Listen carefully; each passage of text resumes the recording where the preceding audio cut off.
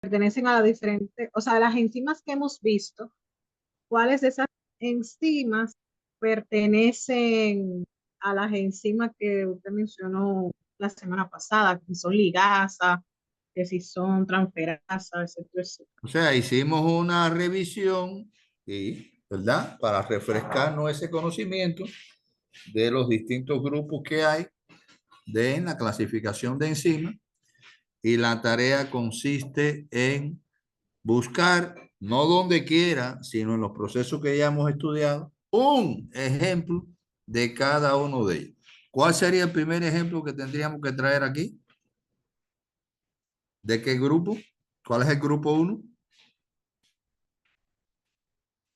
Óxido reductasa. De las óxidos reductasas. Ya usted buscó un ejemplo, Yanira.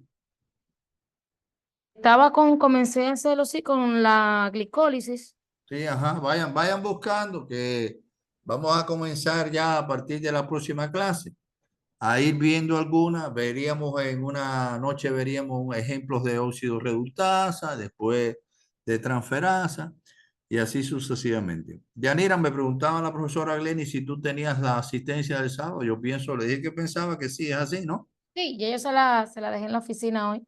Ok, bueno. Bueno, aquí tenemos nuestro esquema manoseado, ¿verdad? Hasta la saciedad del catabolismo como actividad fundamental para la célula poder mantener su vitalidad. Oiga, esto es costoso. Esto es costoso. Una célula necesita una cantidad de energía que uno ni se imagina, ¿verdad? Para mantener ese fenómeno tan extraordinario que es la vida. Bien. Y entonces nosotros estamos en la última fase de la utilización de las biomoléculas con fines de obtención de energía. Esta última fase se conoce como respiración celular y está integrada por 3 procesos. Ya nosotros estudiamos el ciclo de Krebs, estamos estudiando la cadena transportadora de electrones y la fosforilación oxidativa.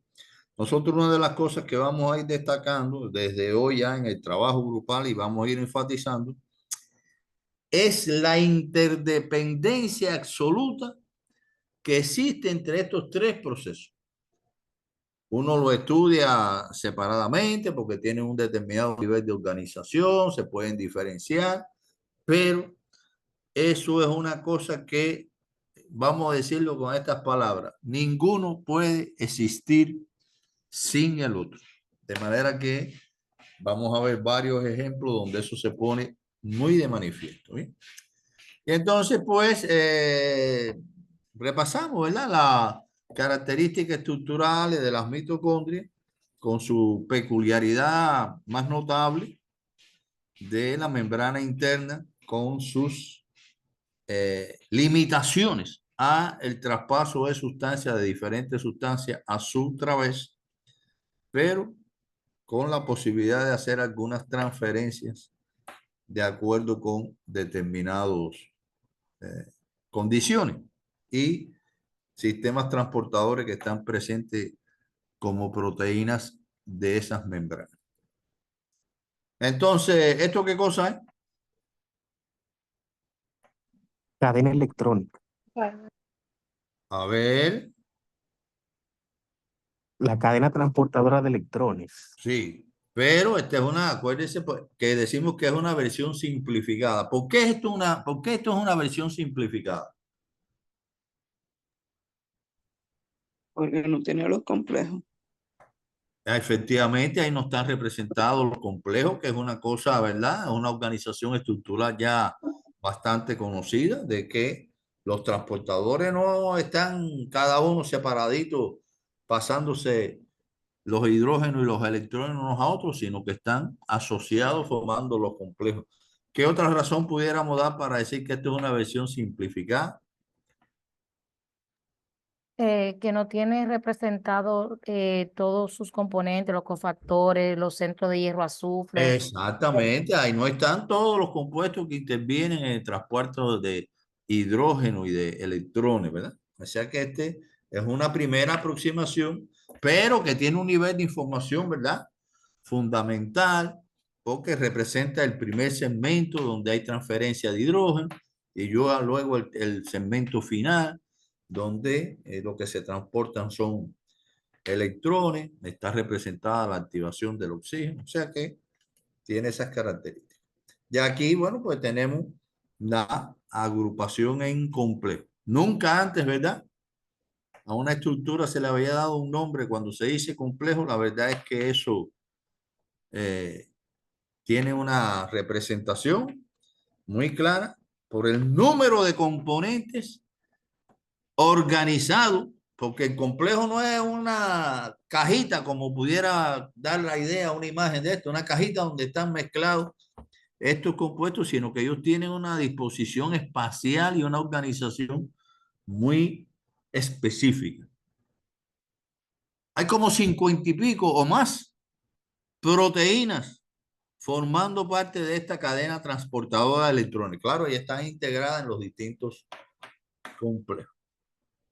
De estas, unas pocas, alrededor de 8, son codificadas en el ADN mitocondrial. El resto son proteínas cuyos genes se encuentran en el ADN del núcleo de la célula. De manera que fíjense, cosa más interesante, para integrar los complejos, tienen que venir proteínas desde, es decir, que están codificadas en el núcleo, serían sintetizadas en los ribosomas del citoplasma, y proteínas que vendrían decodificadas por el ADN mitocondrial y serían sintetizadas por los ribosomas que están en el interior de la mitocondria. En el interior de la mitocondria, además del ADN, están presentes el aparato sintetizador de proteínas. Por cierto, los ribosomas mitocondriales son mucho más pequeños que los citoplasmáticos, recuerdan más a los ribosomas de los procariontes. Aquí está también esta representación.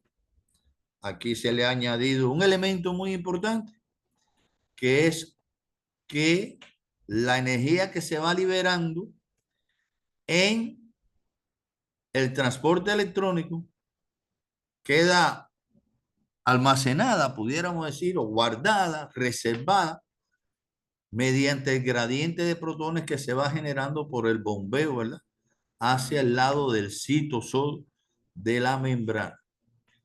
Este gradiente solamente puede establecerse dado el hecho de que la membrana es impermeable a ese tipo de compuestos, puesto que si ellos pudieran atravesarla libremente, no, el gradiente nunca se formaría porque usted saca los protones y ellos retornan, pero no pueden pasar esa membrana. Mire usted qué cosa, eso es importantísimo. La membrana esa de la mitocondria, la membrana mitocondrial interna, es una cajita de sorpresa de todas las peculiaridades que tiene y las implicaciones metabólicas que tiene desde el punto de vista estructural y funcional. Y entonces, bueno, aquí está de una manera simplificada también este concepto que fue un concepto revolucionario dentro de la evolución del pensamiento bioquímico, cuando apareció esta idea de que la energía proveniente de la degradación de los compuestos generan un gradiente de protones. Esto es un elemento universal, quiero decirle. Es decir, por ejemplo, en los procesos de fotosíntesis que se dan en las plantas, la energía esa del sol, que siempre hemos dicho que las plantas, ¿verdad?, son autótrofas en el sentido de que obtienen su energía del sol, pero esa energía del sol, ¿saben para qué se usa en última instancia? Entre otras cosas, para generar un gradiente de protones. Y en las bacterias también se utiliza un gradiente de protones, de manera que esta idea del gradiente de protones como un elemento común de la energética celular ha ido ganando una fuerza extraordinaria en los últimos tiempos. De hecho, algo ya yo les he adelantado, esa energía que se encuentra almacenada en forma de gradiente de protones se va a utilizar, como veremos, en la síntesis de ATP, que en definitiva es el fin último de los procesos catabólicos. Pero no solamente para eso, hay otras funciones celulares en las que interviene la mitocondria, en las cuales esta energía es utilizada también. De manera que pudiéramos decir que el transporte electrónico mitocondrial genera un gradiente de protones que es usado para la síntesis de ATP y para otras cosas, ¿verdad? Para otras cosas, fundamentalmente para el transporte de algunas sustancias y eso. Y dígame una cosa, ¿en qué lado de la membrana mitocondrial interna el pH será más bajo? En la matriz. FAO. Ah, maestro. Bueno, FAO.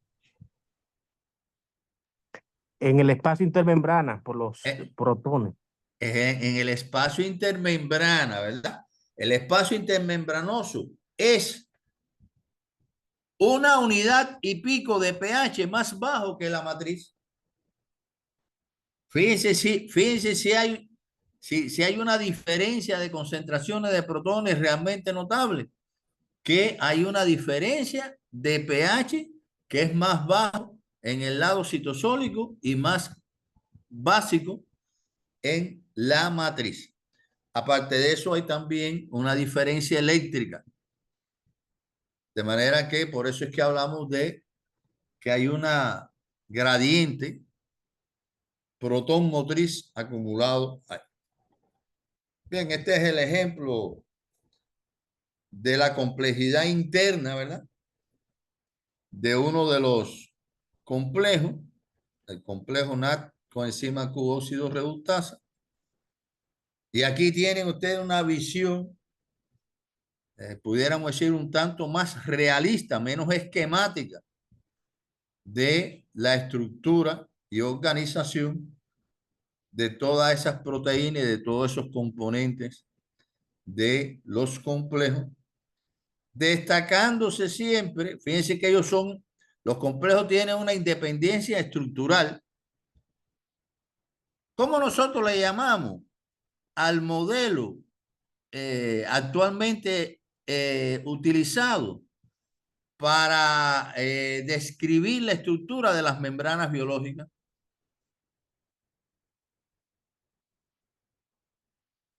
¿Qué nombre recibe ese modelo, Leonel? Eh, Dígame.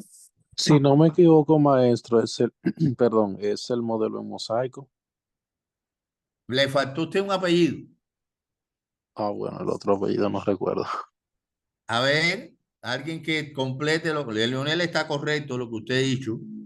Es el modelo del mosaico. Mosaico porque si usted lo mirara, ¿verdad? Si nosotros miráramos la membrana desde arriba, porque aquí lo que se representa es como un corte de la membrana a través de su espesor. Pero si lo miráramos desde arriba, nosotros veríamos una superficie que serían todas esas cabezas hidrofílicas de los lípidos anfipáticos que forman la bicapa, y entonces veríamos como una especie de iceberg, ¿verdad? Flotando ahí las proteínas. A ver, Ana Isaura, ¿cómo sería el completamiento de la idea? Modelo de mosaico fluido.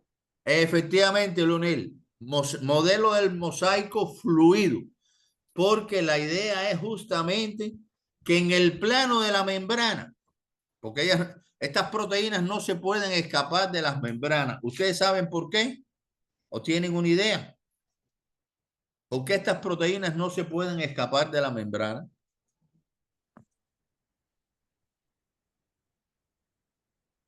A ver, Marta, ¿qué tú crees? yo creo que ellas no se pueden escapar de la membrana porque como ellas son las que sirven, como ellas son yo digo la palabra intermediario, ellas son las que sirven como transportadores, o sea, para poder ayudar a esta partícula que no pueden pasar. Entonces ellas no se pueden escapar de la membrana, o sea, la membrana necesita a ella. A ver, ¿alguna otra idea? Muy bien, ¿alguna otra idea? A ver, quiero ver otras manitos. A ver, Eliani, ¿qué tú crees?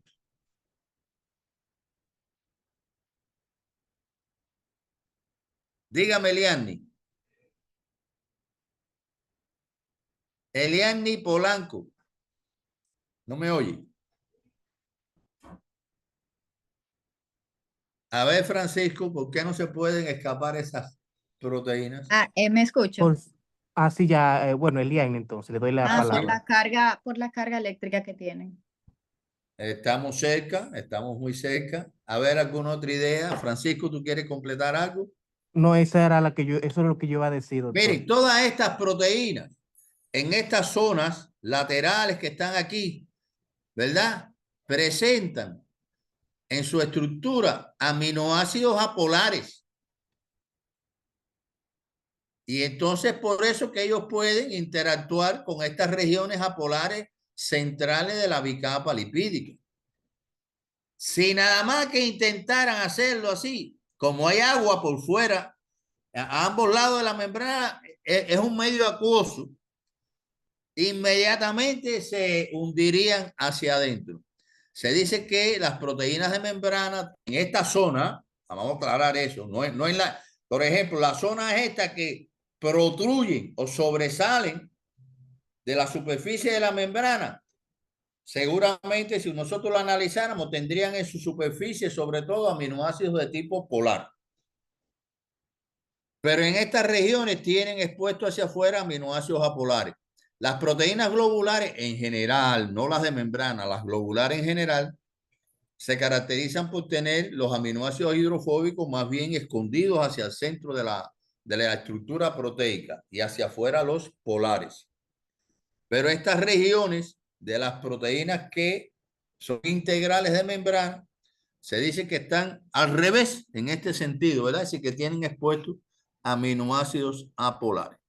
Y entonces eso hace que ellas estén atrapaditas ahí. Sin embargo, en el sentido lateral, en lo que es el plano, ellas se pueden mover para allá, para acá. De manera que todos estos complejos, que no hay uno solo, por supuesto, ustedes comprenderán que en esa membrana habrá centenares o miles de cada uno de esos complejos. Y entonces ellos pueden moverse y deslizarse en todos los sentidos. De manera que no hay una conexión física, no hay una conexión física entre los complejos. ¿Cómo se establece la conexión funcional entre los complejos?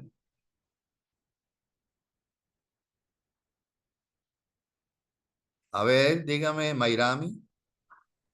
Se establece a través de, por ejemplo, la coenzima Q y los citocromos. Bueno, a ver, Ángel. A través de la coenzima Q, el complejo 1 y 3, y a través del citocromo C, el complejo 3 y 4. Ajá, hay que precisar cuál es citocromo, porque no todos los citocromos tienen esa capacidad de moverse entre los complejos. Muy bien, yo creo que está quedando esto muy bien. Esta tarea ya nosotros la trabajamos el sábado, pero si ha quedado alguna duda con alguno de estos aspectos, antes de pasar al trabajo grupal que ustedes quieran señalar, alguna aclaración, algún comentario.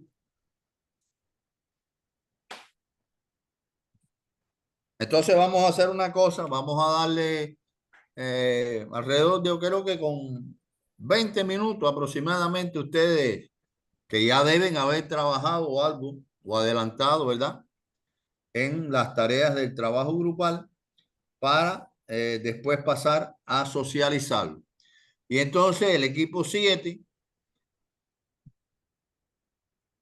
una vez que hayamos socializado el trabajo grupal y antes de realizar la autoevaluación, van a exponernos un encargo que yo les hice para responder a la siguiente pregunta.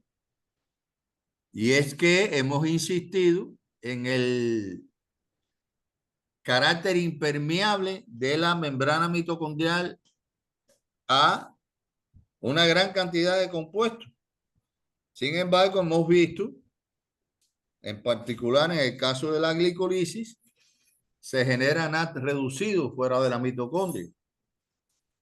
Entonces la pregunta que ellos nos van a responder es ¿cómo ese NAT reducido que se genera en la reacción de la 3-fosfogliceraldehído deshidrogenasa en la glicolisis puede alcanzar la cadena transportadora de electrones que está en la membrana mitocondrial.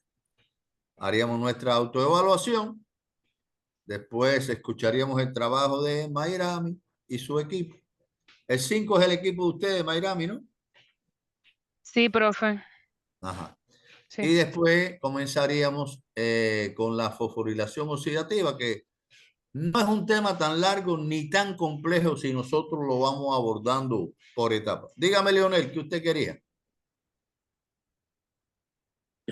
Maestro, en ese sentido, sobre los artículos, mi compañera Lynn y yo queremos presentar nuestro trabajo para el sábado, si es posible, para este sábado, independientemente sea presencial o de carácter virtual. Ustedes tienen asignado 2 artículos. Van a presentar uno de ellos. Los dos. Para el- Nosotros, nuestro grupo tiene 2 artículos asignados y queremos presentar los 2 si es posible. Vamos a valorarlo, pero por lo menos uno será presentado. Me comprometo en ese sentido. ¿Algún otro comentario? Leonel, usted no pudo asistir el sábado pasado. No, realmente estaba participando del Congreso de Medicina Verdad que Interna. tenían esa actividad. Yo le comenté, sí. Sí, sí, muy bien, muy bien. Bueno, pues nada, vamos entonces a formar los grupos. Y yo iré pasando para cualquier duda o interactuar con ustedes un poquito ahí.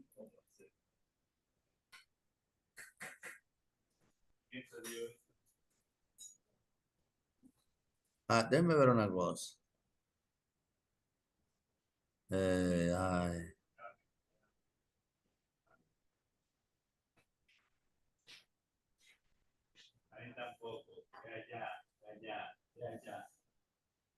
Si tienen dificultad, me dicen.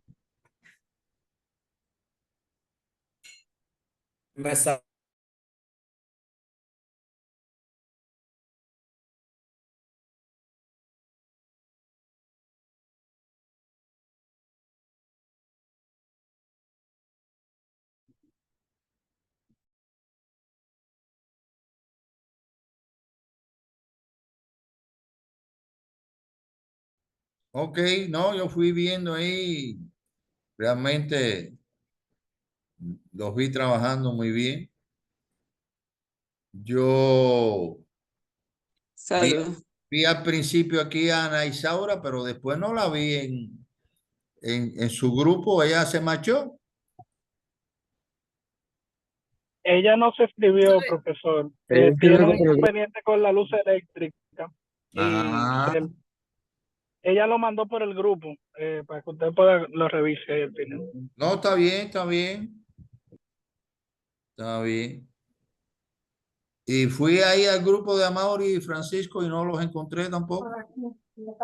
El espalda. Profesor, lo que pasa es que terminamos y nos salimos y nos regresamos a la sala principal porque pensábamos que ya todo el mundo había regresado. Y entonces, ya usted sabe, no había nadie regresado. Pero sí nosotros terminamos. Y nosotros completamos. No, está bien, yo digo que yo fui y no lo vi, es lo único que he dicho. La próxima vez nos quedamos entonces. No, está bien, no. Si acabaron, acabaron.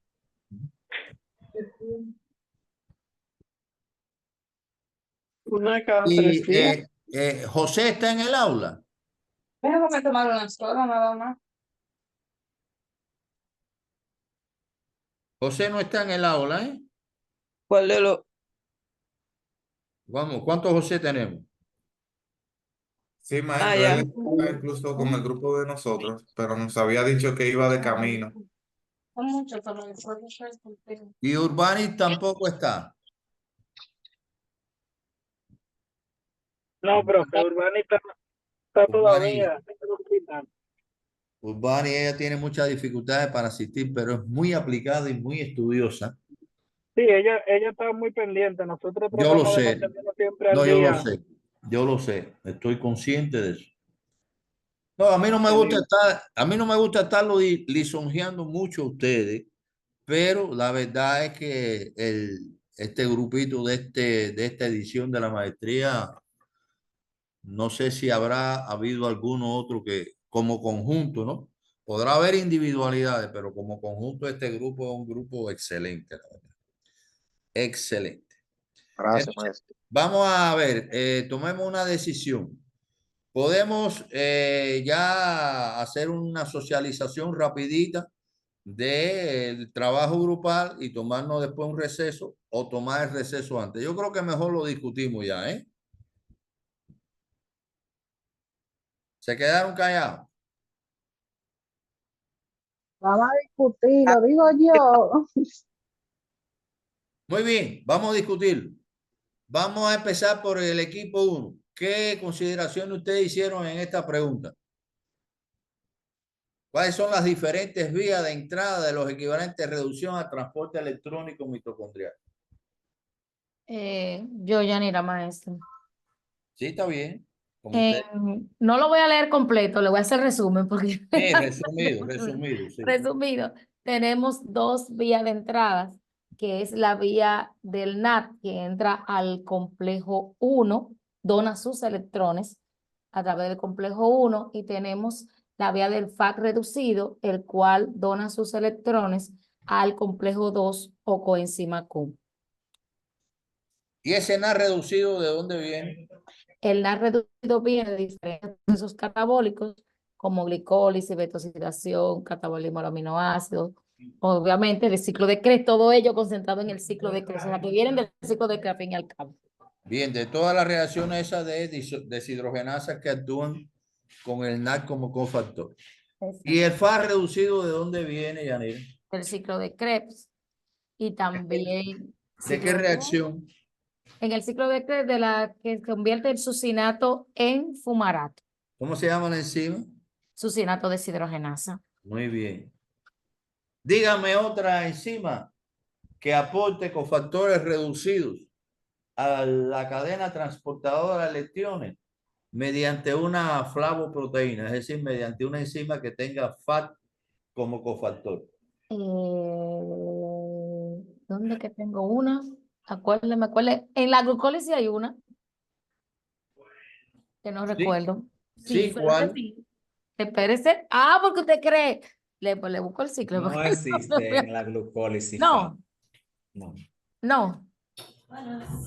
Déjame ver. Y le digo, no recuerdo. Por eso. A ver, vamos a generalizar la pregunta al grupo.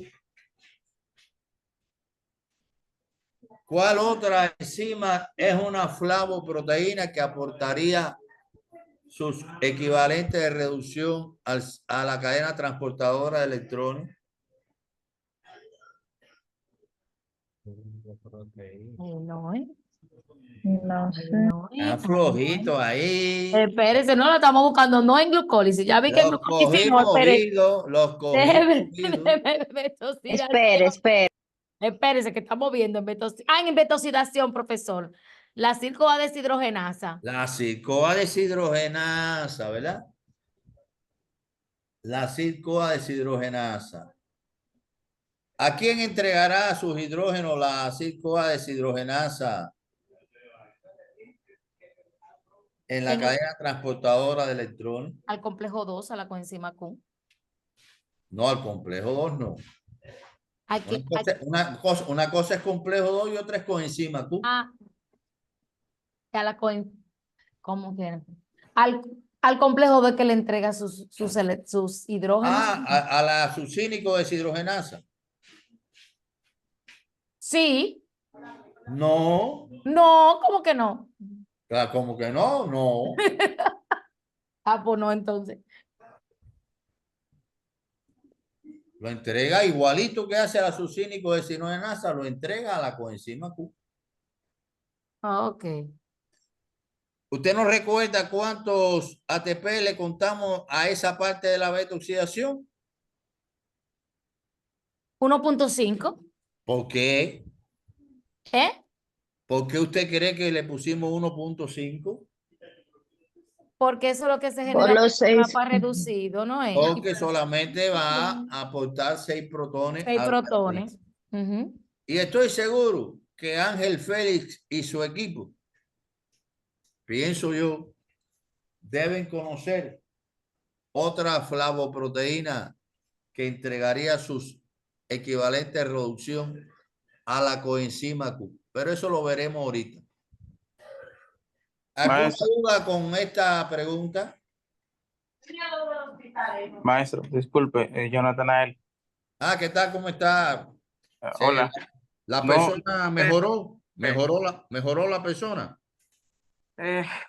tuve que referirlo porque necesitaba un cateterismo de emergencia, entonces nosotros aquí no tenemos. Ya, bueno. Y fue básicamente estabilizarlo y referirlo. No sé de qué estaban hablando exactamente, pero se está hablando de flavoproteínas que transfieren electrones.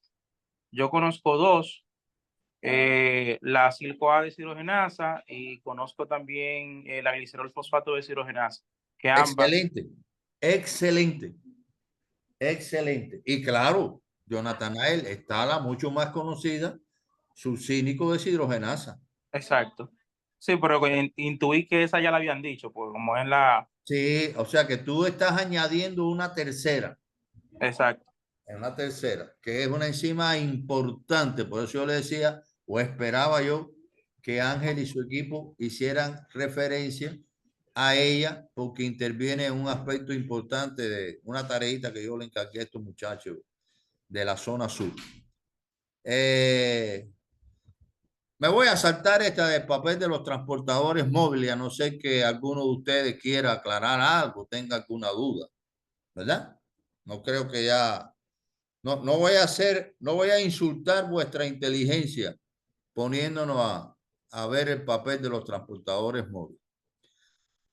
Estuve viendo algunos casos, profundizaron extraordinariamente en este tercer tema de los componentes proteínicos y no proteínicos. Ahí en el grupo 2 ya los vi incluso con los nombrecitos de cada una de las unidades. También vi por allá a Soriano precisando pesos moleculares de las distintas subunidades y demás.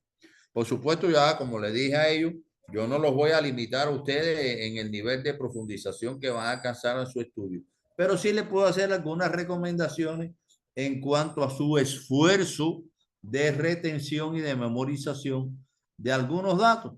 Y entonces creo, en mi opinión, que no vale la pena memorizar aspectos referidos a peso molecular, de esto. Más bien creo que nosotros lo que tenemos que tener la visión de que cada uno de los complejos tiene varias cadenas polipeptídicas, algunos muchas, como es el caso del complejo 1, y que además de la parte proteínica, pues contienen elementos no proteicos, que yo creo que eso ustedes lo dominaron bien, lo que yo fui viendo por ahí, lo tenían bien dominado. Y una visión general de que algunas son las menos, ¿verdad? Esas cadenas polipeptídicas están codificadas en genes del ADN mitocondrial. Incluso yo le comentaba a Félix Soriano que el número de subunidades de los complejos ha ido evolucionando a medida que se conocen con más detalle y eso, pues. A veces usted ve un libro y le dice que son tantos, otro libro dice que son más cuantos. No es determinante que nosotros nos aprendamos esos números con detalle, pero sí esta visión, y aquí voy a usar con toda intención la redundancia de decir lo complejo que son los complejos, ¿verdad?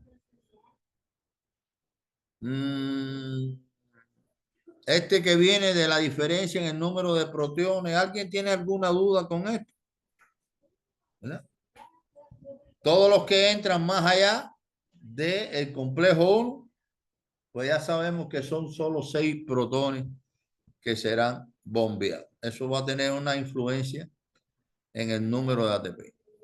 Ahora quisiera que nosotros viéramos un poquitico más en detalle este aspecto de los inhibidores. Vamos a ver el grupo 2, cuáles inhibidores del transporte electrónico han encontrado?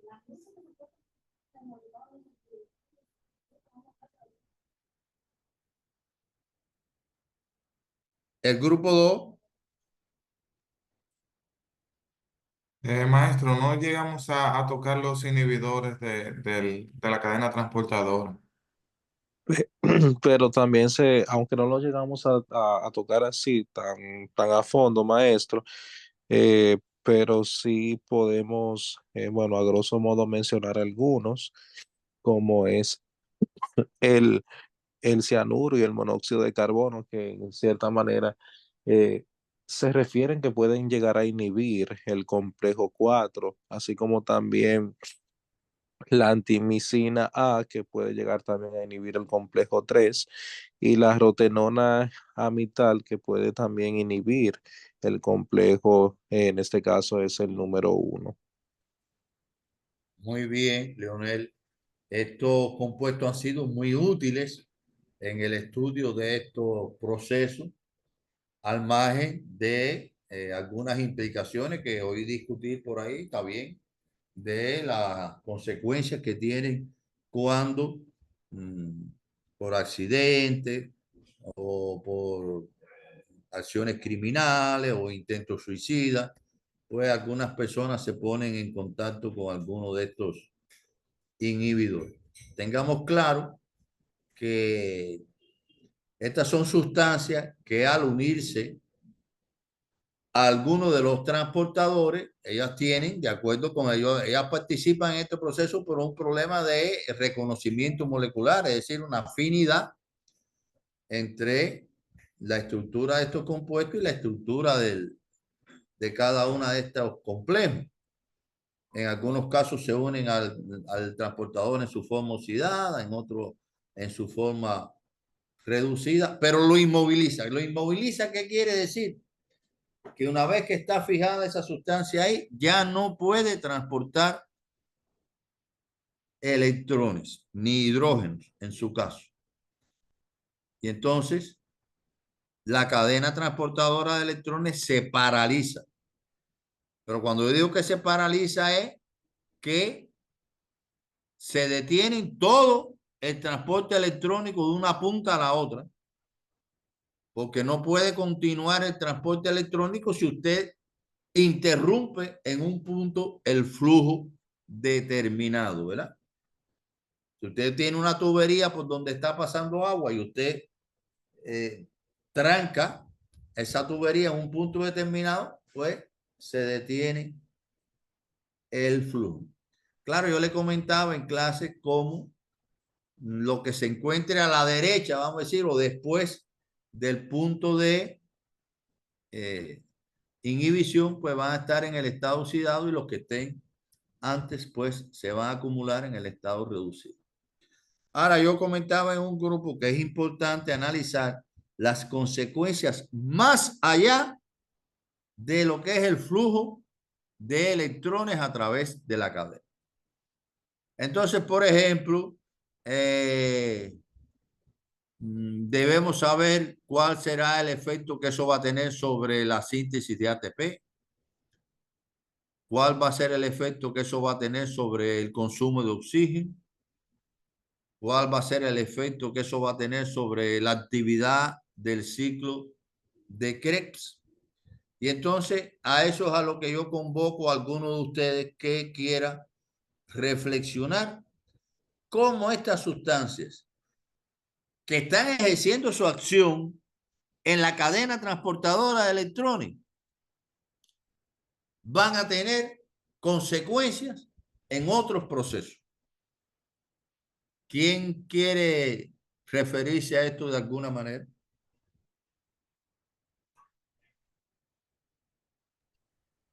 Marta, maestro. A ver, Marta, dígame usted. Bueno, por ejemplo, en el caso de estos inhibidores, en el caso, por ejemplo, del cianuro, este va a interactuar con el citocromo. Entonces, si recordamos la transferencia de electrones, o sea, lo que produce tanto en los diferentes complejos, tanto en el 1 como en el 3 y en el 4. Entonces, esta, principalmente la lanzadera de electrones, de protones, no se va a poder ejecutar. Y entonces va a existir como como una especie de acumulación. Entonces, esa donación de electrones que se le da al oxígeno, por ejemplo, para producir esta fase final de agua, eso no se va a poder ejecutar. Entonces, todo va a ser de manera retrógrada, o sea, va a ser de manera, no se va a poder obtener ATP, de por cierto, o sea, la parte del complejo 5 no se va a poder dar. Entonces, todo esto de manera retrógrada va a afectar a los diferentes complejos, o sea, las diferentes partes de las donaciones de electrones o la lanzadera de protones, y por ende va a afectar a la vía alimentadora, como el ciclo de Krebs. Es una manera sencilla, no sé si alguien No, lo... no, tú lo has dicho muy bien. Yo lo que quisiera es ir puntualizando un poquitico. A ver, en presencia de, vamos a decir cualquiera de ellos, de cianuro, Ajá. ¿se producirá ATP?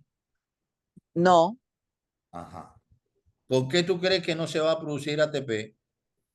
porque él interfiere con la parte del citocromo.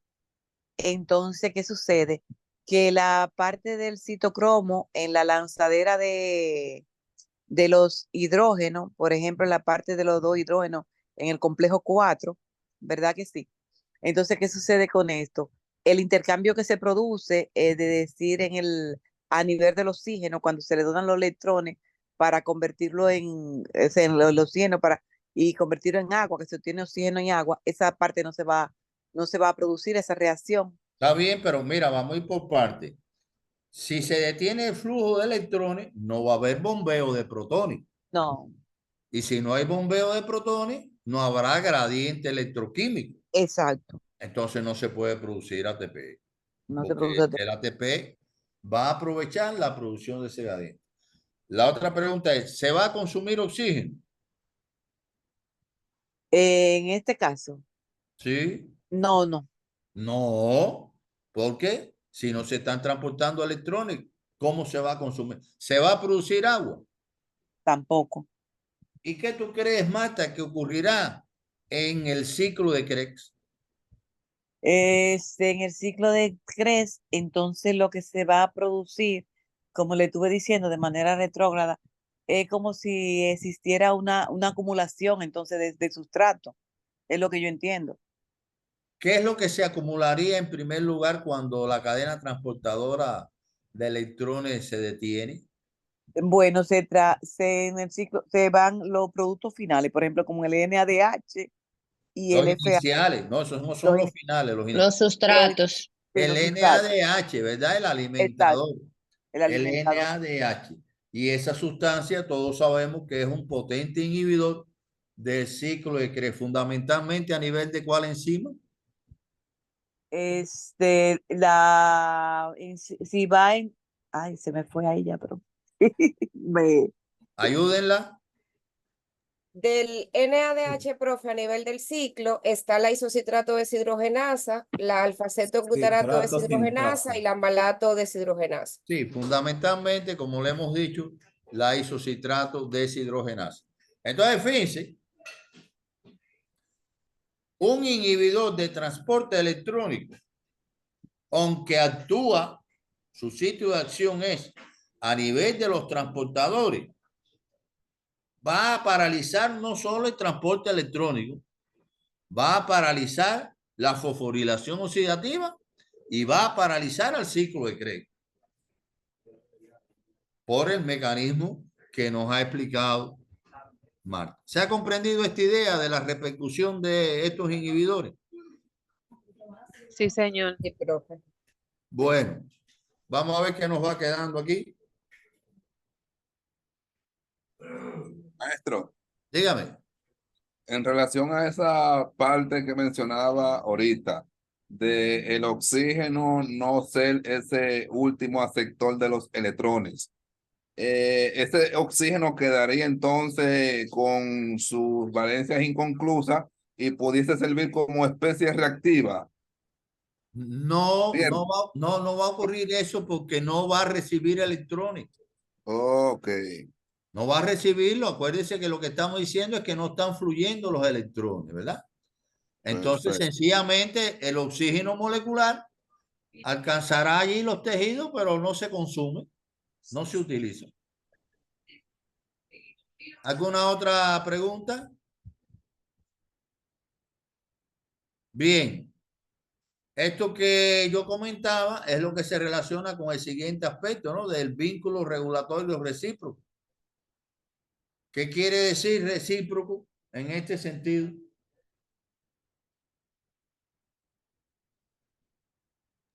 Que intercambien.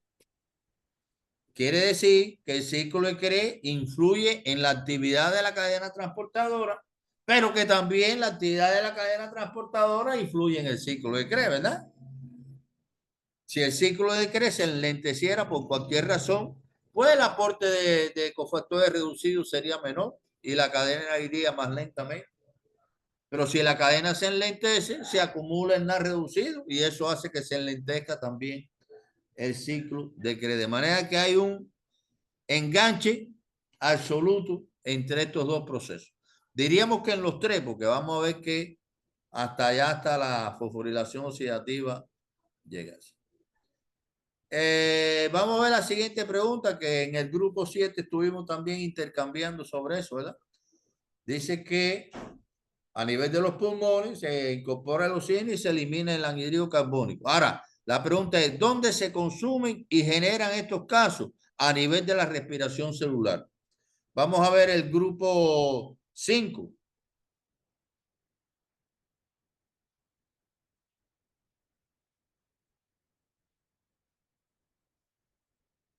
El 7. La pregunta más. Bueno, yo no, imagínense, aquí hay que estar atendiendo. Vamos a ver el 7. ¿A qué conclusión llegamos?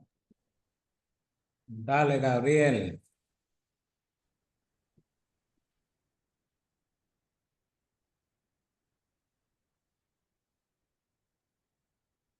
Señores, bueno, esta pregunta es una sencillez. Sí, le estamos dando la oportunidad a Gabriel. Sí, ¿por qué no escuchamos la voz de Gabriel? Vamos, Gabriel, no tenga miedo, haga usted su aporte, lo que usted haya entendido. Vamos a por parte. En estos procesos que estamos estudiando, ¿dónde es que se consume el oxígeno?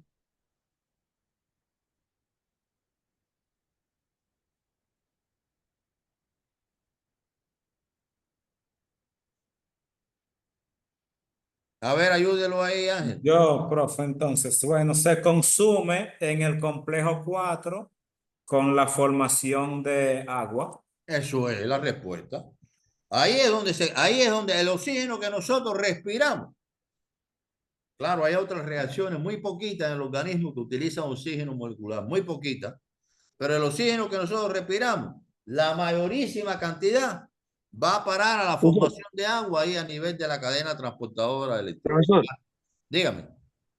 es Gabriel. Dígame, Estaba intentando responder y me sacó el internet y entré de nuevo. No te preocupes. Mira, estamos discutiendo, Gabriel, dónde es que se consume el oxígeno y dónde es que se produce el CO2. Ya tu compañero Ángel nos ha dicho que el oxígeno se consume a nivel de la citocromo oxidasa en la activación y la formación del agua. ¿Y dónde se produce el CO2? ¿El CO2?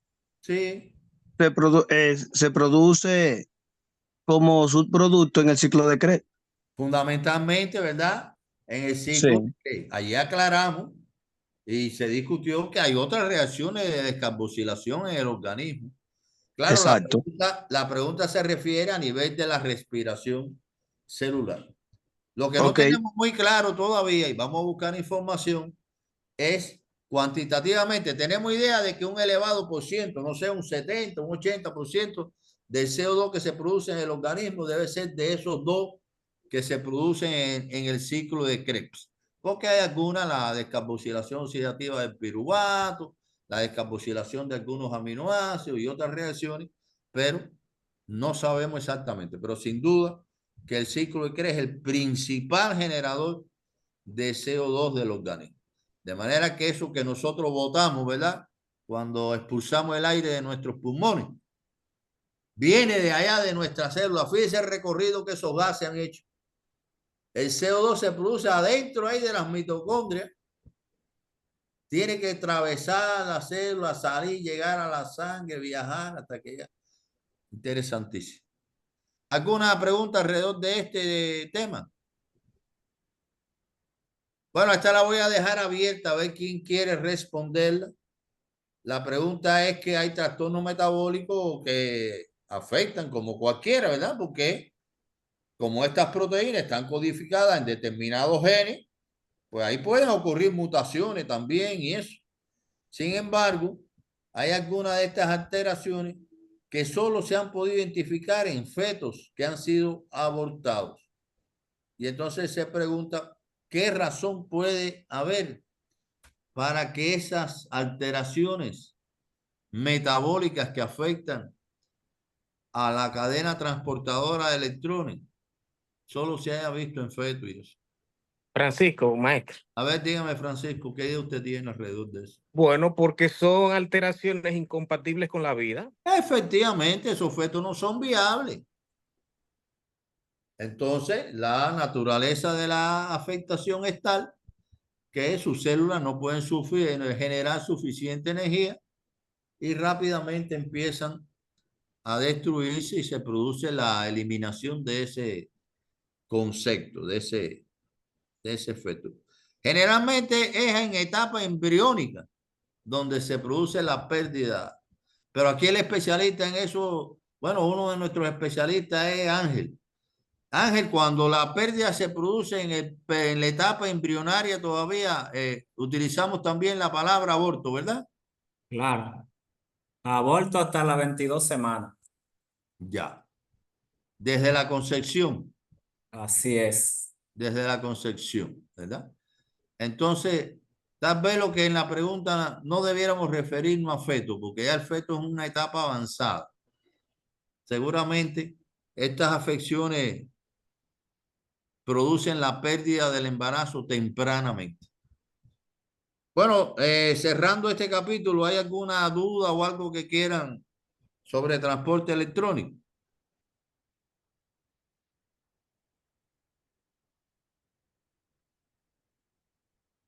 Yo los vi muy preparaditos ahí en los equipos y hablando con mucha y discutiendo con mucha propiedad. Esa es la verdad. Vamos a tomar 10 minutos de receso. Seguimos a las 9:05. Ok.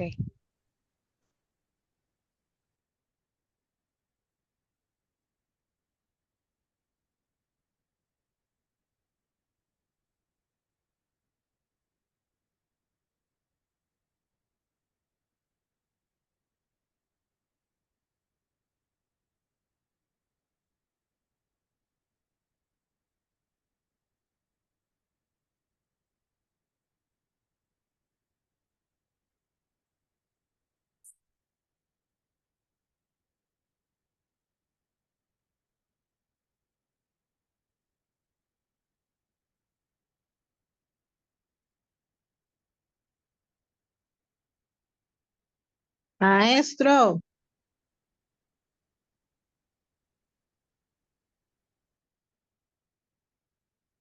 hola.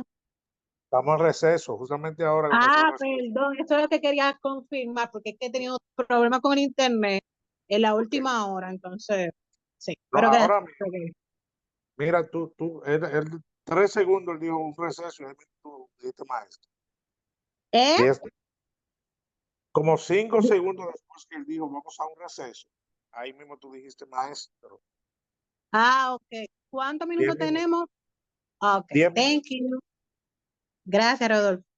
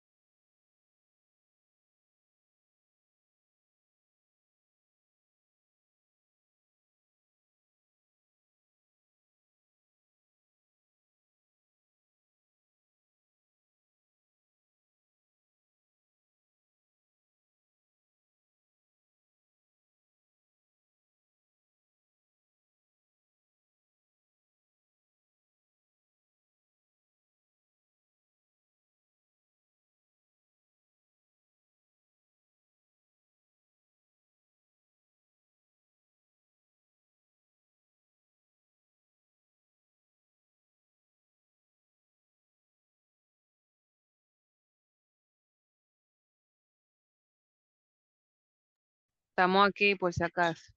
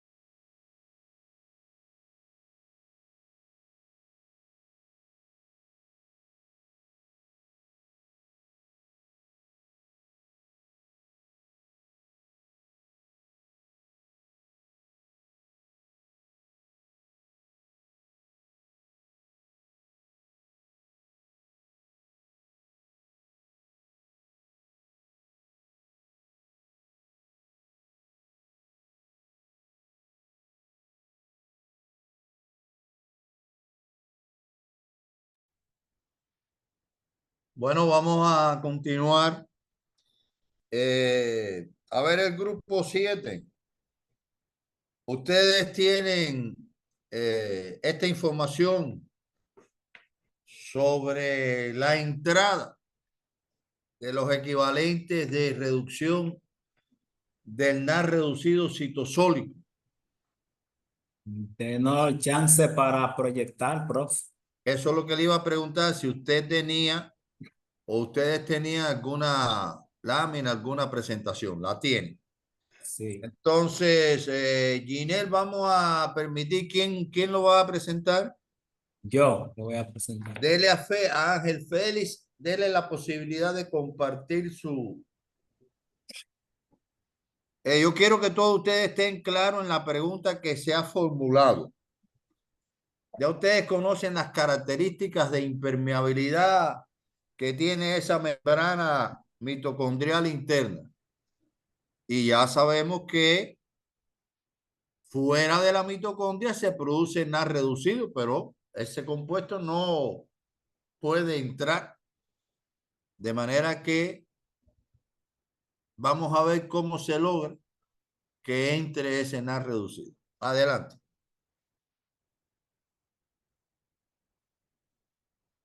Este es el equipo de las tierras del sur.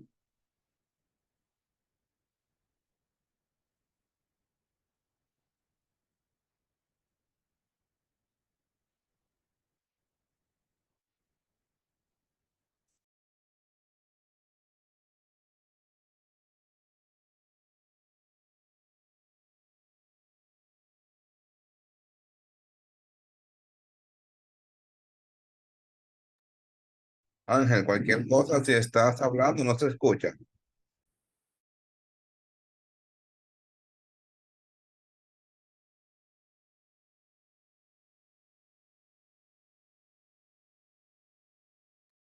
No se escucha nada. Y ahí se escucha. Ahora sí. Ok. Sí. Ya yo iba lejos.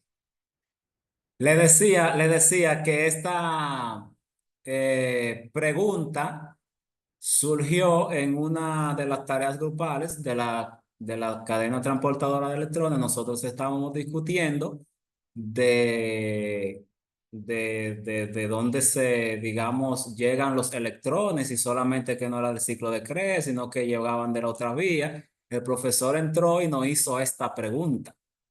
¿Cómo entran los equivalentes reductores del NAD desde el citoplasma hasta la mitocondria? En ese momento no pudimos dar una respuesta clara y el profesor nos la puso como tarea. Así es entonces que para responder esta pregunta y compartirla con ustedes, tenemos este esquemita.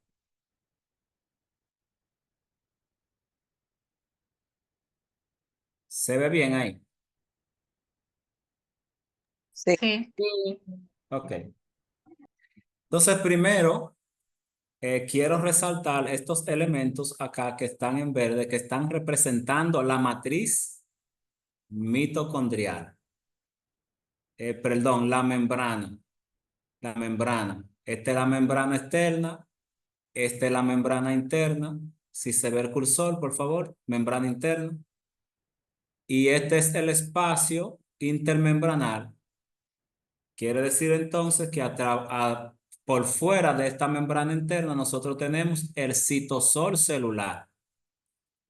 Aquí entonces tendríamos a la glucólisis como vía metabólica. Y en la matriz mitocondrial tendríamos el ciclo de Krebs. ¿Cómo los reductores que se crean en la glucólisis entran a la matriz mitocondrial? Recuerden ustedes que en la glucólisis se genera un NAD en la reacción que cataliza la 3-fosfogliceraldehído deshidrogenasa. Entonces, ese NAD va a, digamos que va a reducir un producto que también es de la glucólisis, que es la dihidroxiacetona fosfato. Y el NAD obviamente se reduce. Entonces, ahora los hidrógenos están acá en la dihidroxiacetona fosfato. Aquí nosotros tenemos en el citoplasma esta enzima, la gliceraldehído 3-fosfato deshidrogenasa. Es importante destacar que tenemos una enzima gliceraldehído 3-fosfato deshidrogenasa citosólica y también tenemos una enzima gliceraldehído 3-fosfato deshidrogenasa mitocondrial. Es importante captar eso para poder entenderlo. La enzima gliceraldehído 3-fosfato deshidrogenasa citosólica va a oxidar a la dihidroxiacetona fosfato, quiere decir, va a quitarle los hidrógenos y lo va a transferir en el citosol al gliceraldehído 3-fosfato. Este gliceraldehído 3-fosfato va a tener la capacidad de atravesar la membrana externa de la mitocondria. ¿Por qué todo este relato? Bueno, porque el problema es que el NAD como compuesto no puede atravesar la membrana mitocondrial. Y para eso entonces hay que usar otros productos que permitan que los cofactores reducidos del NAD terminen entrando a la mitocondria. Y por eso es que en este esquema podemos ver cómo el glicerol 3-fosfato entonces puede entrar a la mitocondria. Específicamente aquí estamos en el espacio intermembranal. Pero este gliceraldehído 3-fosfato ya tiene los hidrógenos que antes tenía el NAD, si me van siguiendo. Cuando estamos aquí en el espacio intermembranal, entonces nosotros tenemos a este gliceraldehído 3-fosfato que está reducido, o sea, tiene los hidrógenos que inicialmente tenía el NAD. Y aquí vamos a tener la enzima glicerol, estoy con el gliceraldehído de hace rato. Glicerol 3-fosfato deshidrogenasa. Esa enzima lo que va a hacer es oxidar al gliceraldehído 3-fosfato. Y esos hidrógenos se lo va a transferir al FAB. Esta enzima gliceraldehído 3-fosfato es importante que recordemos que está en la membrana mitocondrial interna. Vamos a decir en el borde de la membrana mitocondrial interna. Lo que quiere decir es que ya nosotros estamos en el espacio prácticamente de la cadena transportadora de electrones. Entonces tenemos al FAB que es reducido y por lo tanto tenemos aquí los hidrógenos que antes tenía el NAD en el citosol, ya lo tenemos acá en el FAB en la membrana mitocondrial interna.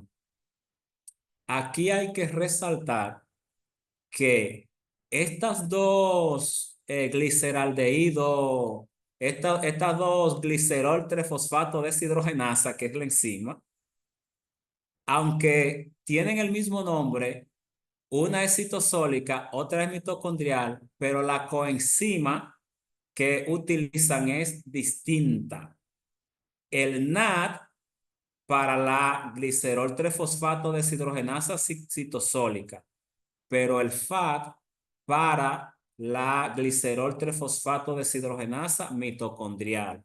Esto es importante porque al final del camino, entonces, si uno quisiera resumir esto de una manera simple, uno dijera que los cofactores reducidos del citosol terminan del citosol que eran del NAD, terminan entonces en el FAB, que es una enzima que está en la membrana mitocondrial. De manera reducida se puede decir así.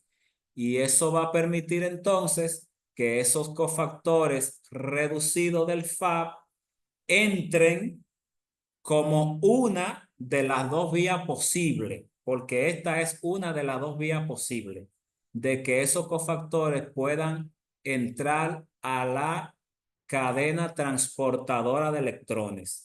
Como estamos hablando aquí de la coenzima FAB, entonces la entrada a nivel de la cadena transportadora de electrones va a ser a través de la coenzima Q.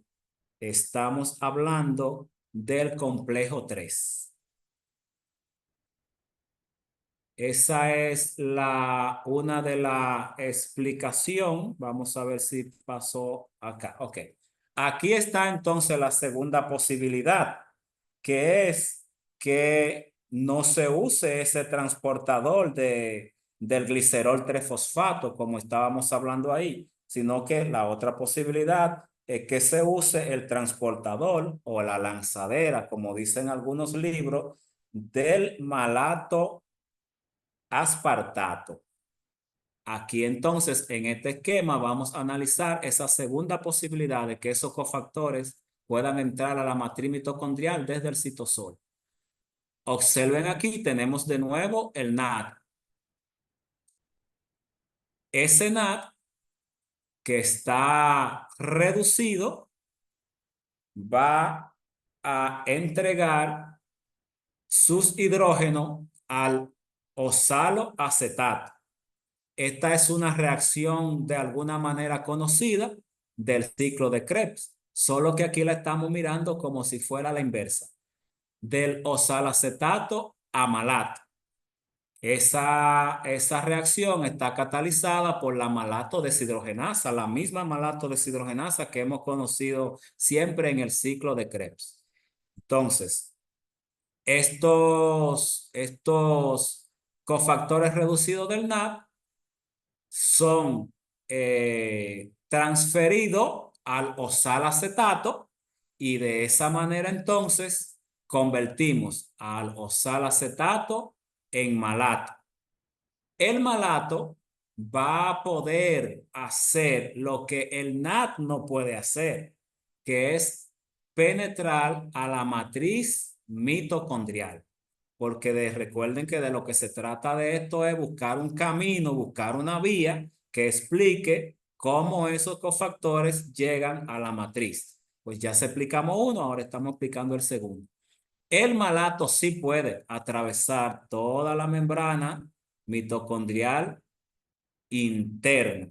Y entonces ya estaría ese malato en el espacio de la cadena transportadora de electrones, porque aquí estaríamos en la matriz mitocondrial. Y este acá sería, si la dividimos para acá, estaría el espacio intermembranal, pero eso no es lo importante. Lo importante es que el malato puede atravesar la cadena mitocondrial, la membrana mitocondrial interna, y que ese malato ya lleva los hidrógenos, los hidrógenos que antes tenía el NAD. Ese malato entonces se va a convertir en oxalacetato, pero fíjense acá, de nuevo, por la malato deshidrogenasa. O sea, que aquí tenemos una malato deshidrogenasa que es citosólica y una malato deshidrogenasa que es mitocondrial. Lo que quiere decir, al igual que el proceso anterior, que para que este tipo digamos, de atajo se dé, para que este tipo de transporte se dé, es necesario como tener una pareja, si se quiere, una pareja de enzimas que puedan hacer ese rejuego. Entonces tenemos al interior la malato deshidrogenasa que va a convertir, tal y como lo hace en el ciclo de Krebs, al malato en oxalacetato. ¿Y qué pasa aquí en esa reacción?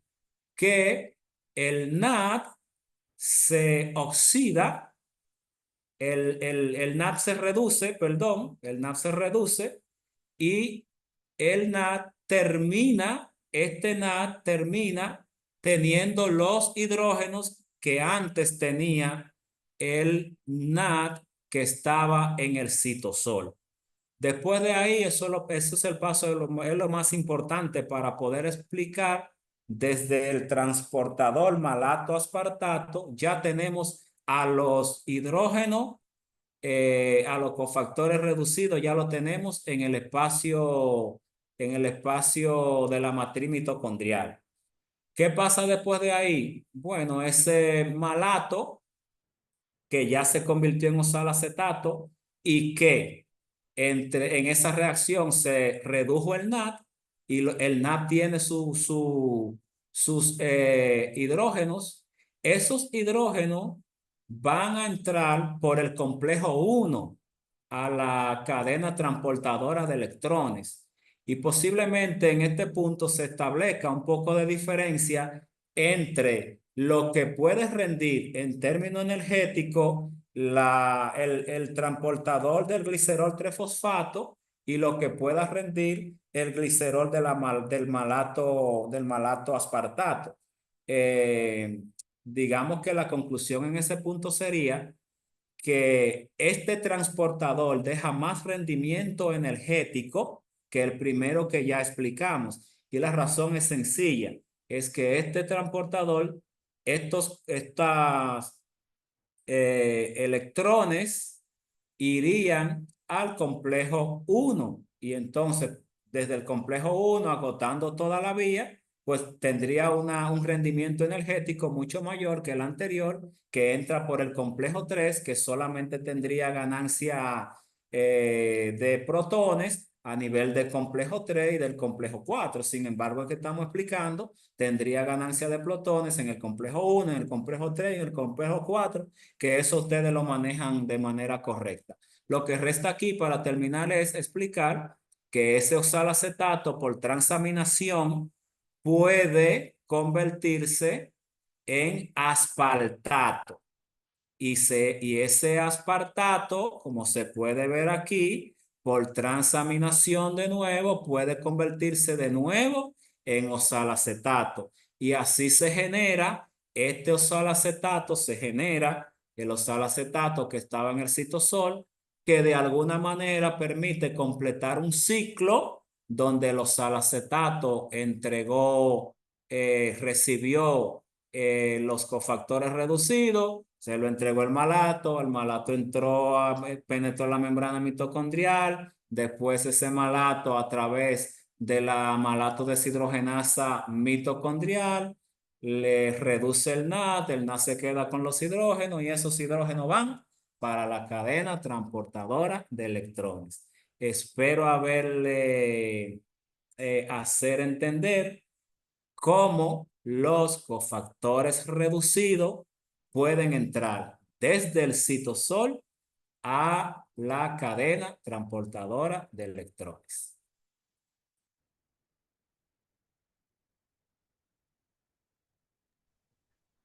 ¿Algún comentario, alguna opinión, alguna observación, alguna pregunta?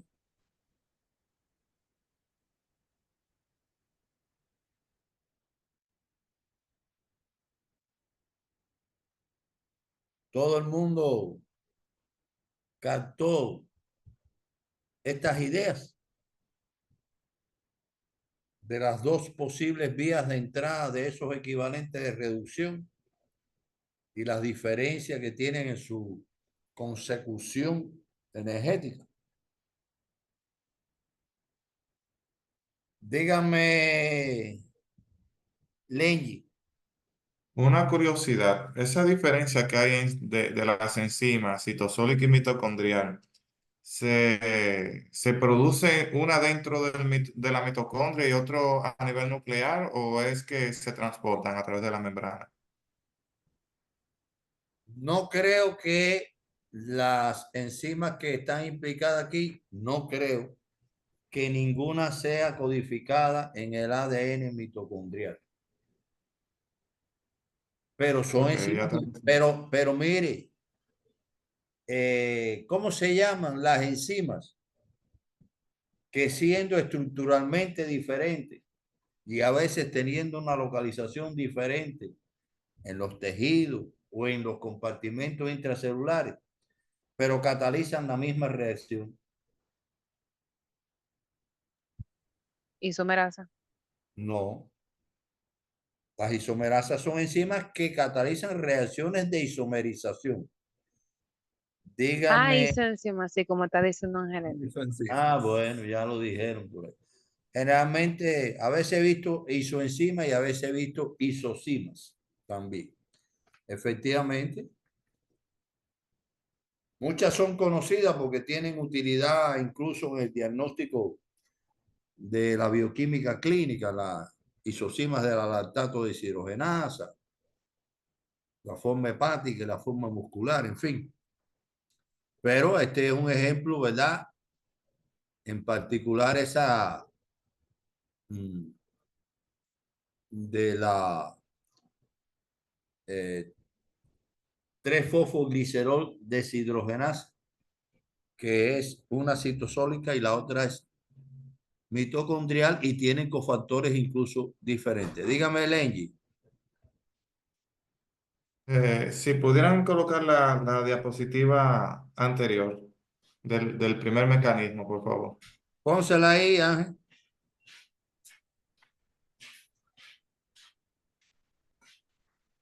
La anterior.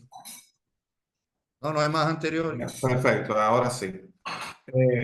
En cuanto a estos dos mecanismos, yo veo que uno de ellos entra como NAT y termina como FAC.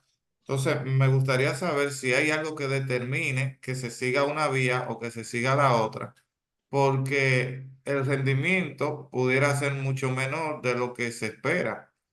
Porque si nosotros, por ejemplo, generamos un NAD y sigue esta vía, entonces tendríamos un rendimiento menor cuando entre en la cadena transportadora de electrones. Entonces me gustaría saber si hay un factor que determine una cosa o la otra.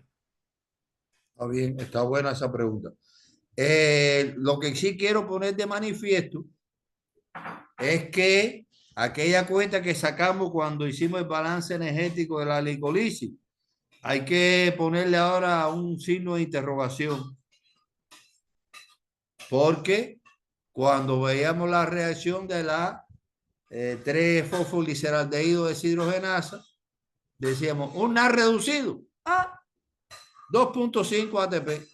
No es así la cosa. Puede ser 2.5, pero también pudiera ser 1.5. Mire, Lengy, lo que se sabe de esto es que parece que la vía más utilizada es la que menos rendimiento energético da, es decir, la del glicerol 3-fosfato. Entonces, entre otras cosas, eso va a depender de los niveles que haya de NAD reducido y de NAD oxidado. Esta vía, que es la que estamos viendo ahora en pantalla, parece que es la más importante en el músculo. En el hígado y en el corazón se utiliza un poco más. No voy a decir que se utiliza más, sino se utiliza un poco más la lanzadera del malato. De manera que eso es lo que se sabe alrededor de esto. ¿Alguna otra pregunta? Yo creo que hay que felicitar al equipo, especialmente al profesor Ángel, que nos presentó de una manera muy clara y haciendo las precisiones adecuadas este importante aspecto que teníamos que dejar aclarado. Lo que le voy a pedir, Ángel, que entonces usted comparta en nuestro chat esta presentación, porque esos esquemas me parece que están muy buenos. ¿De qué libro usted lo obtuvo?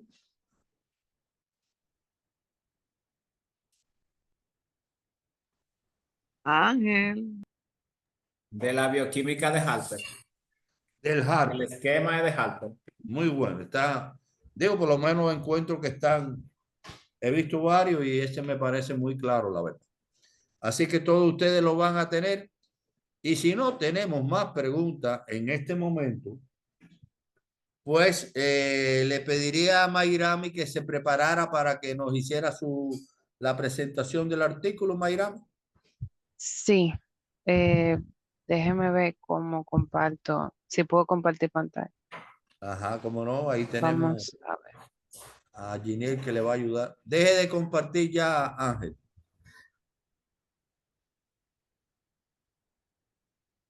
Mm, ok, vamos a ver ahora. Eh, sí se ve. ¿Sí se ve? Se ve en pantalla completa. Sí se ve en pantalla completa. Ok, perfecto. Un momentito. Ahí se dejó de ver, pero sí que necesito saber cómo pasó esto. No soy muy diestra, así que me va a disculpar un poquito aquí. Espérese. Vuelve a darle ahí a la, como dice la gente, a la copita, a la pantallita, para ver si se vuelve a poner.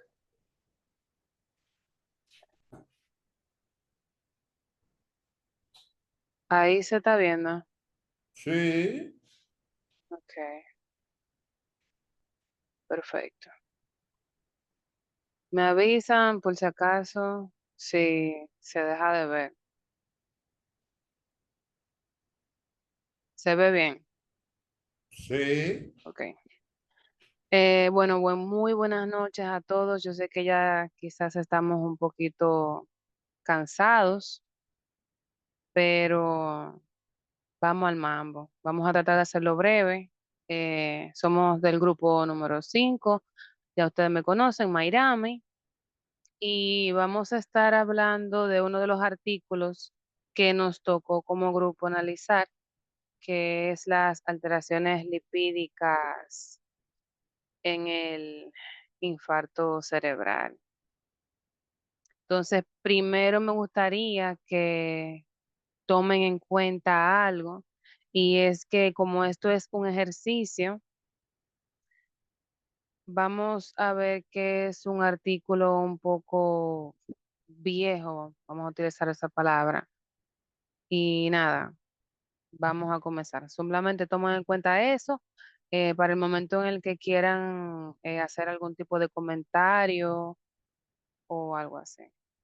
Entonces, vamos a tomar en cuenta los criterios mencionados por el profesor Vicedo, y tomando como referencia estas preguntas, vamos a comenzar con ¿qué se propusieron investigar los autores?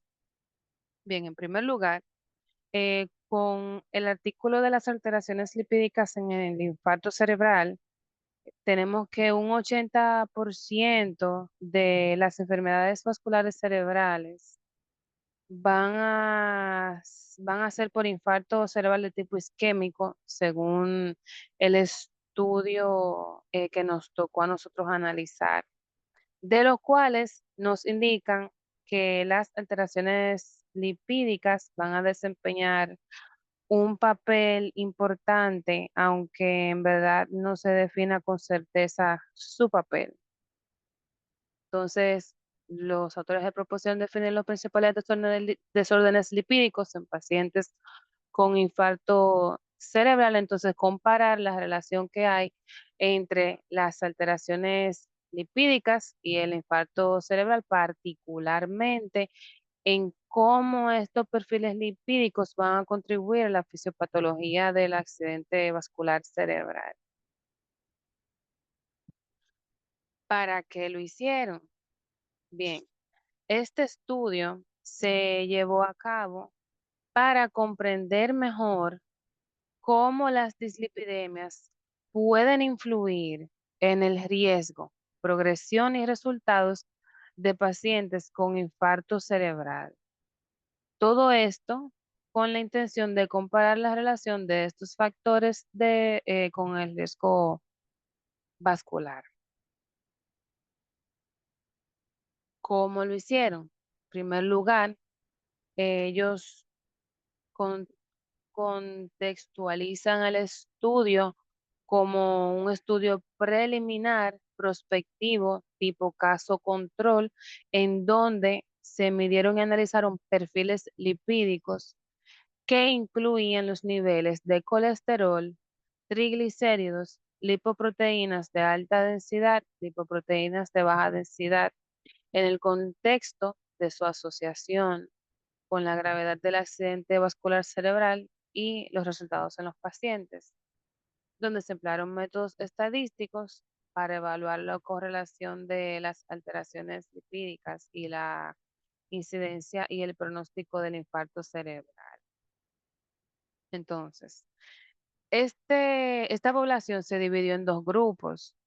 Hubo un grupo de 46 personas de ambos sexos que tenían un diagnóstico de infarto cerebral, confirmado por una tomografía axial computarizada, que estos ya eran los pacientes.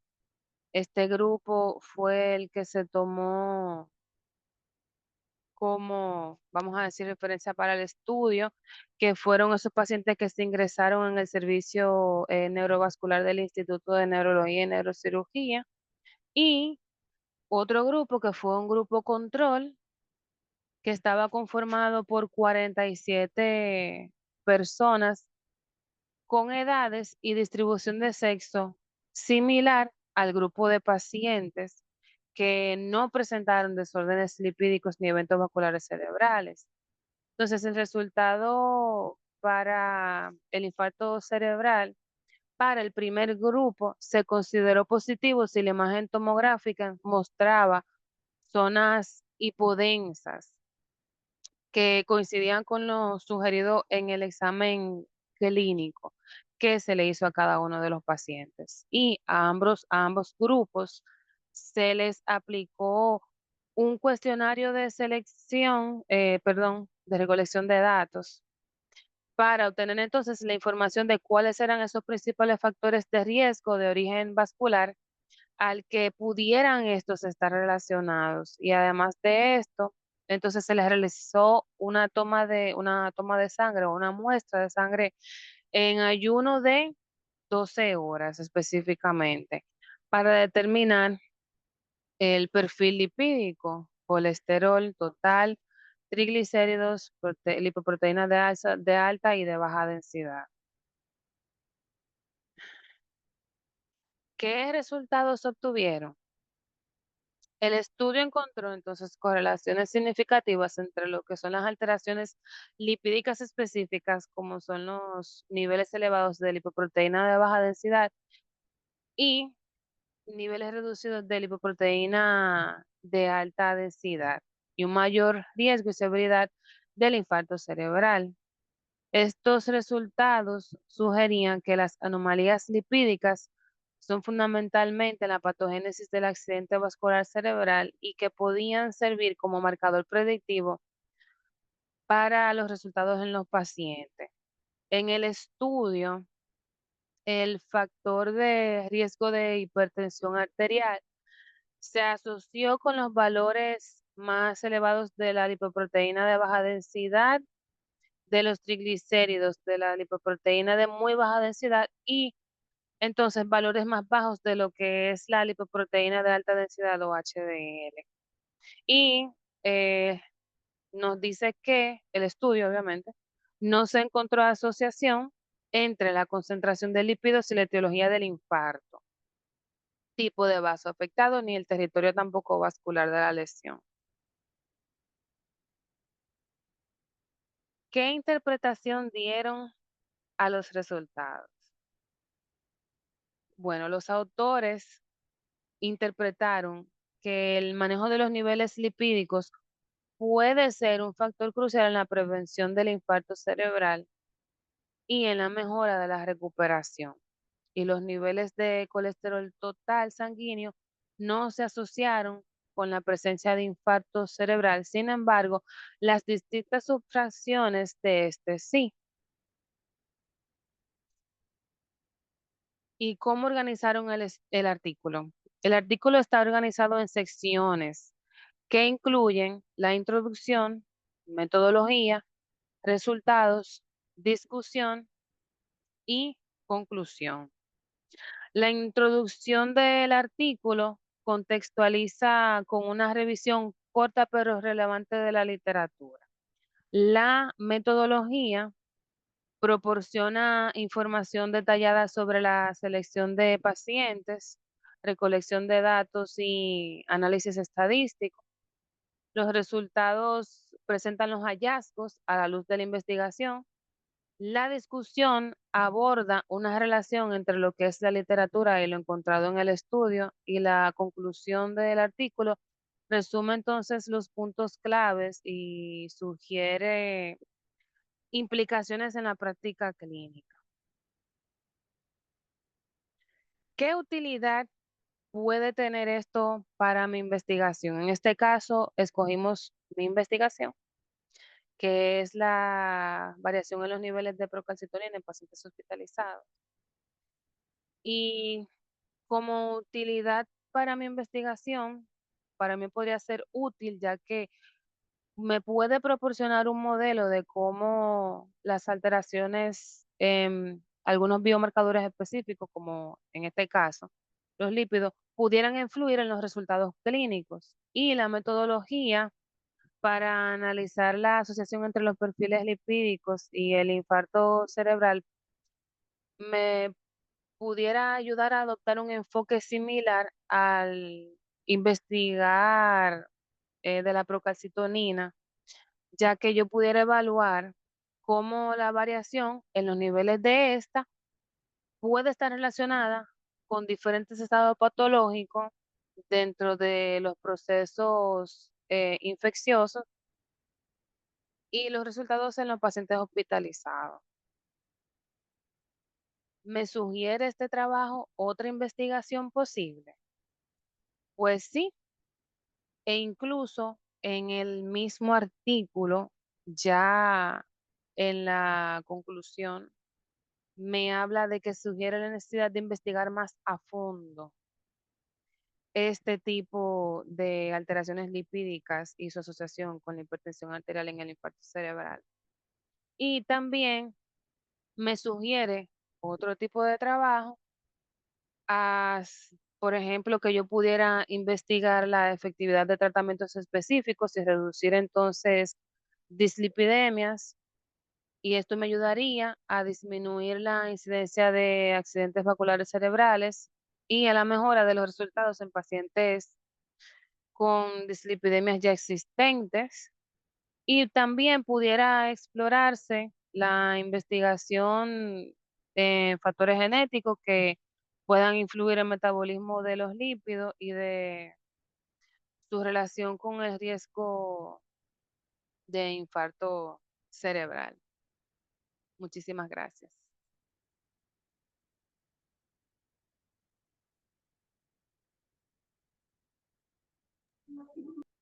Vamos a ver si ustedes quieren hacer algún comentario, alguna observación a esto que nos ha presentado Mayrami por su equipo, en representación de su equipo.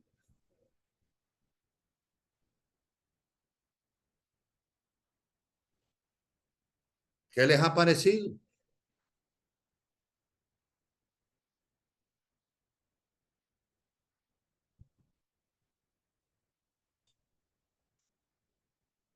¿No tienen opiniones sobre su presentación, Mayra?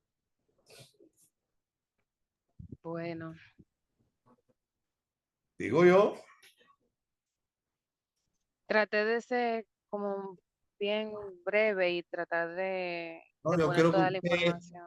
no, yo creo que usted realmente lo hizo de una manera muy organizada y en mi apreciación hubiera querido escuchar la opinión de sus compañeros, pero ninguno se ha animado a dar opinión. Yo creo que las láminas fueron justamente las precisas y todavía quizá hay alguna que se le pueda disminuir un poquito el texto, ¿verdad? Sí. Tal vez en ese sentido pudiera buscarse alguna mejoría, pero fue bastante clara y pienso que en el proceso de su estudio y de su discusión en el equipo, pues le haya permitido lo que se persigue con este ejercicio, ¿verdad? Que es que nosotros adquiramos alguna experiencia de cómo se han realizado algún trabajo cualquiera que sea de investigación en el área de la bioquímica. Como bien tú dijiste, no hemos buscado este trabajo por su actualidad y hoy en día la relación entre la LDL y la HDL y con los trastornos ateroscleróticos y eso pues es algo totalmente conocido, pero nos puede dar una idea de cómo se hace un diseño ante una situación y tú misma decías cómo eso pudiste un poco tamizarlo y verlo a la luz de la investigación que tú deseas Sí, realizar. sí tengo yo misma un llamamiento sobre el artículo y es que, bueno, ya he pasado por, creo que 2 o 3, ¿cómo que se dice? Presentaciones de tesis y he tomado nota de algunas de las cosas, de los puntos o llamamientos de atención que se les ha hecho a los maestrantes que están presentando. Y dentro de ellas, si bien es cierto que el artículo es un poquito viejito, hay cosas como por ejemplo que yo presenté que lo hice a propósito, como por ejemplo poner el nombre de, de los lípidos, como la lipoproteína de alta densidad, lipoproteína de baja densidad, que fue un llamamiento de atención que se hizo en la última presentación, donde no solamente poner, vamos a decir, la sigla, sino poner el nombre completo, que es algo que el artículo no presenta. Y otra cosa también que pude notar del artículo, si pudiéramos, ¿verdad? No sé si usted me lo permite, hacer una crítica constructiva al mismo. Eh, Otra cosa también que noté es que hay datos que no nos dice sobre el estudio y la metodología que se utilizó, que hay información ahí que quizás hubiera podido ser buena plasmarla para saber de qué manera se abordaron ciertas cosas. Por ejemplo, sí me menciona la cantidad de pacientes que se tomó y cuáles fueron también la cantidad de personas que se tomó para el grupo control. Sin embargo, no me hace una diferenciación de, de cuántos fueron sexo femenino, cuántos fueron sexo masculino. Y otra cosa también que se pudiera tomar en cuenta es el factor biopsicosocial o del entorno, que tampoco lo menciona. Habría que ver también, ¿verdad? Cuáles eran los criterios de inclusión y exclusión de los mismos, porque tampoco lo menciona. Esos son como que, tengo más, pero así a grosso modo, algunas de las cosas que yo sí pude levantar, que quería hacer la observación del mismo. Me parece muy bien ese ejercicio de ver las bondades y las posibles críticas o señalamientos que se puedan hacer a los artículos que yo les he remitido. Yo, como le dije en un momento, le asigné 2 a cada equipo, pero eso no quiere decir que cualquier miembro se puede leer todos los que quiera y analizar todos los que quiera con la guía que le dimos. De hecho, yo creo que pudiera ser de mucho beneficio para ustedes en ese sentido. Bastante, No Manuel. es, no, una publicación de revista no es una tesis. Son cosas diferentes. Por eso le quiero decir que muchas veces en la tesis existe una intención de demostrar una adecuada asimilación de las preparación en el orden metodológico que ustedes han recibido, y eso pues no siempre se refleja en los artículos que, como ustedes saben, son revisados por pares antes de su publicación, aunque eso no quiere decir que no se puedan escapar observaciones. En cuanto al uso de abreviaturas, la mayoría de las revistas, porque ustedes saben que toda revista científica tiene lo que se conoce como instrucciones a los autores, donde se estipula con mucha precisión, como debe ser, toda una serie de aspectos que tienen que ver con la forma que usted tiene que darle al artículo para poderlo ser valorado por ellos para su posible publicación. Y entonces la mayoría de las revistas lo que plantean en cuanto al uso de las abreviaturas y de las siglas es que se ponga el nombre completo y la abreviatura o sigla entre paréntesis en la primera ocasión que aparezca en el texto. Y ya después usted puede usar siempre la abreviatura. Eso es, así es como lo estipulan las revistas. En el caso de las tesis, hay que remitirse a los reglamentos. Por eso yo siempre le digo a ustedes que hay aspectos formales, porque estos son aspectos formales. Hay aspectos formales que ustedes tienen que remitirse a las normas establecidas de la institución donde usted está realizando el estudio. En muchas instituciones, los comités académicos lo que plantean es que usted puede poner al inicio de su trabajo, sobre todo en bioquímica, que es muy común el uso de múltiples siglas. La verdad, en bioquímica eso es muy común. Todo el mundo pone G6PD. Nadie pone glucosa 6-fosfato de deshidrogenasa. Entonces, usted pone una relación de abreviaturas. Y entonces usted pone ATP, quiere decir adenosín trifosfato. Y la otra, y la otra, y la otra, y la otra. Y entonces, ya usted está, vamos a decir, entre comillas, autorizado a utilizar en el texto esas abreviaturas. Claro, nadie le impide a usted, si lo desea, poner siempre el nombre completo de las cosas, pero las normas de las revistas y las normas de los comités académicos o de las instituciones establecen cómo se deben usar las abreviaturas. Y entonces, usted lo que tiene que hacer es seguir esa norma. ¿Bien? Es posible que algún revisor de una revista o alguna persona que esté actuando como jurado de una tesis o algo de eso, tenga una visión personal de este asunto o considere apropiado hacer una recomendación en este sentido, pero si usted ha seguido lo que está normado, usted dice, bueno, yo escucho muy bien su observación, la tendré en cuenta, pero nosotros hemos hecho lo que está establecido, ¿verdad? Entonces, eso es lo que le puedo decir en cuanto a las abreviaturas. Entonces, Mayrami, es muy probable. ¿En qué revista está publicado? Este artículo está publicado en la revista cubana, ¿cómo que se llama? Biomed, una cosa así. No Una recuerdo. cosa, Se llama una cosa así. No me acuerdo ahora mismo el nombre No, de no la se acuerda, revista, no, pero es está la bien. revista Bueno, no. cubana.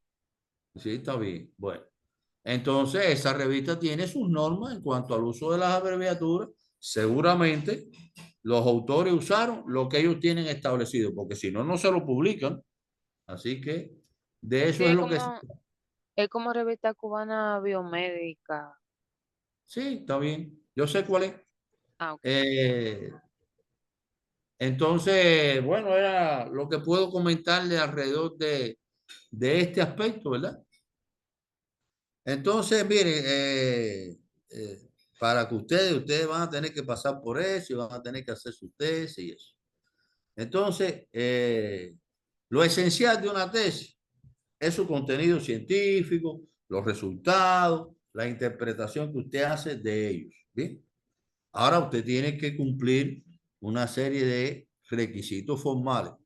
Gústenle o no le gusten, estén de acuerdo o no estén de acuerdo. Si su autor lo piensa o su tutor no lo piensa, ese no es el problema. El problema es que esas son las normas. Y entonces usted lo que tiene que tener que coger el manual o el documento donde están plasmadas esas normas y decir, que la bibliografía se citan a pie de página. Usted la cita a pie de página.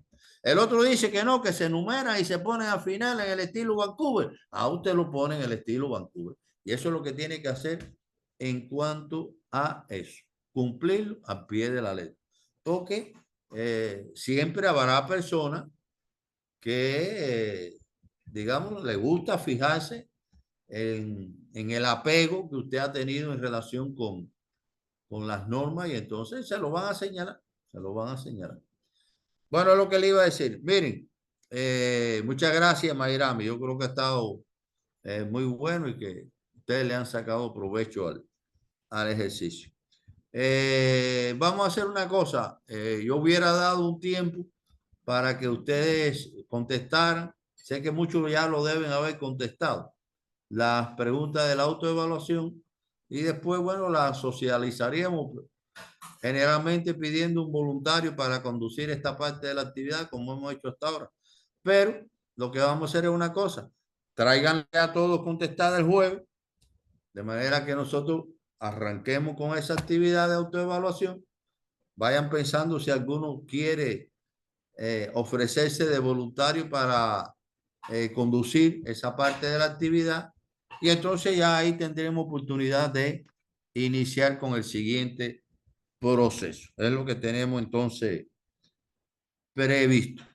Para el jueves, el grupo, es el grupo 2, línea, ¿no? Nosotros Sí, que seguimos. profesor. ¿Sería para el jueves o para el sábado? Bueno, es que son dos artículos. El jueves, profe, recuérdese que iba Entonces, en la este otra caso, exposición del grupo 5. ¿Verdad que el jueves tenemos la otra del grupo 5? ¿Quién la va a presentar? Sharon. Sharon. Muy bien. Entonces, claro, correcto, está bien. Entonces, el grupo 2 comenzaría el sábado y, comenzaríamos el sábado. y posiblemente el martes subsiguiente. Perfecto. Ya ustedes me dicen quién lo haría el sábado y quién lo haría el martes. Está bien. Bueno, pues Si no se puede el mismo día, entonces sería Leonel el sábado y yo el martes. está muy bien. Vamos a ver que no haya problema. Le agradezco su atención. Estamos avanzando muy bien. Yo tengo una muy buena impresión en cuanto a algo que yo les reclamé a ustedes y que veo que ustedes han puesto atención, que es el uso correcto del lenguaje bioquímico. Cada vez me percato mejor de la calidad que tienen las exposiciones y las respuestas y eso en este sentido. Entonces, nada, descansen y nos vemos el jueves por acá. ¿Ok? Muchas gracias, profesor. Buenas noches. Bueno, nos vemos. Igualmente. Bye bye. Hasta luego.